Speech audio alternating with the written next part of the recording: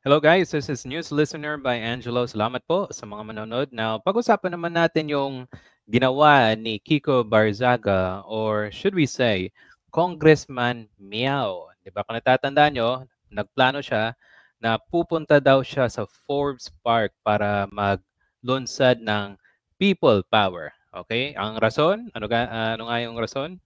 Para tanggalin si Marcos, di ba? Bilang presidente. Oh, so nagrally siya kasama yung napakadaming DDS. Actually, ilan lang yung DDS eh. Pero dito sa report ng Manila Bulletin, sabi dito, um, Kiko Barzaga hilariously admitted to getting lost on his way to the anti-administration rally in Fords Park Village, Makati City on late Sunday night, October 13. So imagine mo, magra-rally ka, ikaw nag-set ng date papuntang Forbes Park. Yung mga kasama mong mga, uh, should we say, kulto, di ba? Nandun, ikaw, nawawala ka, di ba? So, dito mo talaga makita yung yung should we say legitimate na rally. Kasi kung magrarally ka para patalsikin yung gobyerno, patalsikin si Marcos kasi yung 2025 uh, budget ay pinaka corrupt na budget sa buong bansa. Bakit? Kung isipin mo, bakit yung mga yung ano lang, yung si Marcos lang yung kanyang tinutuligsa. Kung corrupt si Marcos, 'di ba? Ang daming confidential funds, ang daming sikreto na hindi kayang masabi ni Sara Duterte sa kanyang mga intelligence fund. 'Di ba? So, dito mo talaga makita na pang sariling interest lang yung kanilang ginagawa. 'Di ba, guys? Okay. At ibang-iba talaga 'tong rally na 'to kasi hindi 'to purely the people, okay?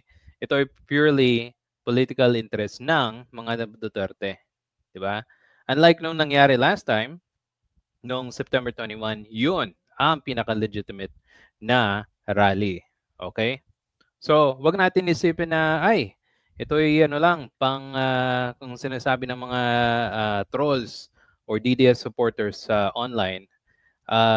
Wag natin seryosohin yung kanilang sinasabi na ay hindi daw hindi daw 'to sinaseryoso ng mainstream blackout. Ang dami ako nakikitang ganyan eh.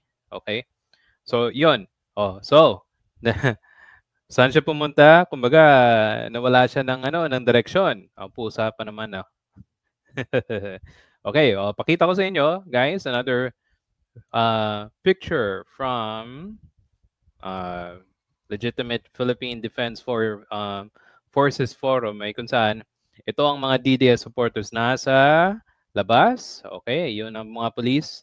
Ang sabi pa nga sa report, mas madami pa daw yung yung yung police kaysa sa mga supporters ng mga DDS doon, 'di ba? Tapos yung mga prominente ng mga vloggers nandoon din. O, 'di ba? Oh, okay. Yeah, so yan sa picture na yan, kita nyo? Okay, another picture. Pakita ko sa inyo. Tada. Yan, siya lang nagsasalita, oh, 'di ba? Oh, okay. Oh, sige, turo lang ng turo. Oh, pakita natin another dito dito naman, pakita ko sa inyo, guys. Merong yan. Sabi dito, DDS influencers in Davao or Mindanao are blaming Chavit Singson for failing to send ships they had requested to transport thousands of supporters who were supposed to join the People Power rally in Manila. Kasi yung Davao City ay kung saan napakaraming supporters ng mga Duterte nandun yung mga halos ang daming supporters. Well, definitely ang dami talaga, 'di ba? Pero kung titingnan mo, punta sila sa kung titingnan mo yung Manila, wala hindi mo mabilang ng isang ano hindi mo mabilang ng 10,000, 5,000, iilang daan lang, 'di ba? So may plano talaga silang ganito, pero well, kung si Chavit Singson na magplano ang daming pera, 'di ba? Na kailangan. So hindi talaga 'yan mangyayari. Okay. Now, another information, guys. Okay? So, sabi dito, okay, palakihin natin siya. Okay, another information. Dozens of DDS accounts are uploading recycled footage from September 21, 1 trillion march to create illusion that their people power rally today is well attended and gain momentum. That means yung kanilang rally kahapon ginagawa nila ng let's just say illusion na itong picture na to, tapos sasabihin nila successful naman 'di ba? Ang daming tao, blah blah blah. Pero ang nangyari wala talaga ang liit ng mga ang liit talaga ng ng tao na pumunta doon sa kanilang lugar, 'di ba? Oh. So it's not a legitimate rally, it's not rally for the people. Sa kanilang talagang interest 'yan, 'di ba? Okay, ano pa? Meron ako nakita last time ito. Chinese-trained bloggers amplifying Barzaga rally tonight. It's hard to ignore. Chinese blessings are happening behind the scene.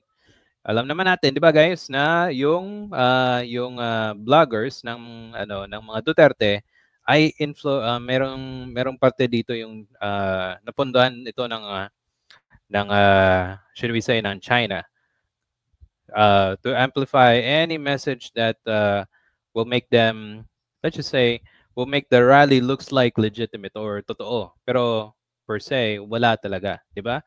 So kung ang taga Manila or doon sa EDSA, because kung isipin mo ang people power na naganap doon sa EDSA, o dapat, 'di ba? Palabasin nila na meron talagang mga other supporters from Manila na talagang sumusuporta sa mga Duterte para mag-people power. Pero wala 'di ba? Ito. Si Jimmy Bondok. I think nasa ibang lugar siya. Pero anong nangyari? Enlarge natin. Enlarge natin, guys.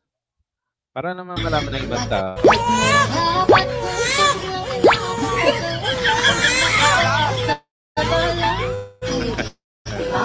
Nasa na.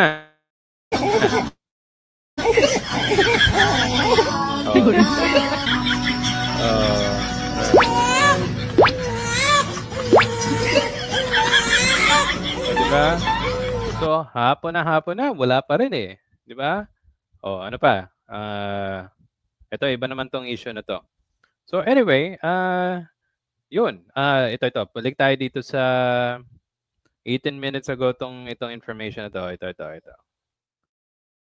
Idineklarang mapayapa ang anti-Marcos rally na pinangunahan ni Congressman Kiko Barzaga sa Forbes Park sa Makati pasado hating gabi nitong linggo. Ayon sa NCRPO, 100 katao lang ang dumalo sa anti-BBM.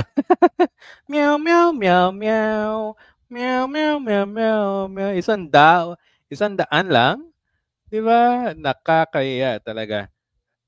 Pero yung totoong rally para sa korupsyon, para sa mga lehitimong tao na gustong magbago talaga, malis, ihayag yung kanilang mensahe para yung mga korap ay hindi na may boto sa malalapit na eleksyon, di ba?